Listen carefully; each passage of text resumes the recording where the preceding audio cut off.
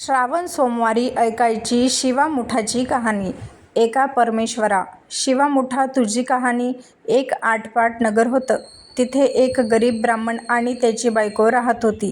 ते रोज शिवाच्या देवळात जात असत. ब्राह्मण पूजा करायचा आणि ब्राह्मणी देवापुढे मूठभर धान्य किंवा तिळाचा वाटा म्हणजे मूठ ठेवायची. पहिला श्रावण सोमवारी ती देवाला शिवामुठा म्हणून मूठभर तांदूळ वाहायची. दुसऱ्या सोमवारी मूठभर तीळ वाहायची. तिसऱ्या सोमवारी मूठभर मूग वाहायची. चौथ्या सोमवारी मूठभर जवस वाहायची आणि पाचवा सोमवार आला तर मूठभर सातूचे दाणे वाहायची. ती रोज अगदी भाविकपणाने आणि निष्ठेने ही सेवा करायची.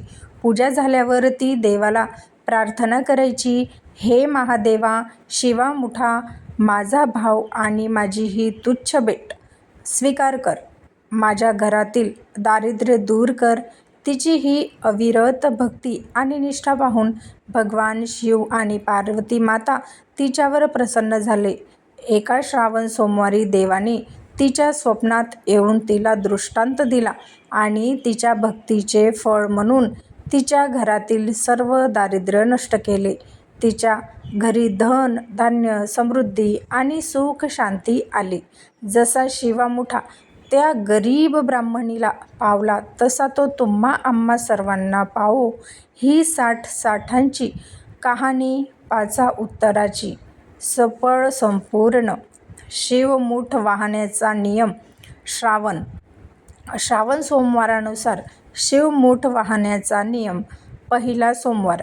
पहिल्या सोमवारी मूठभर तांदूळ. दुसऱ्या सोमवारी मूठभर तीळ.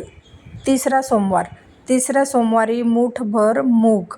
चौथ्या सोमवारी मूठभर जवस.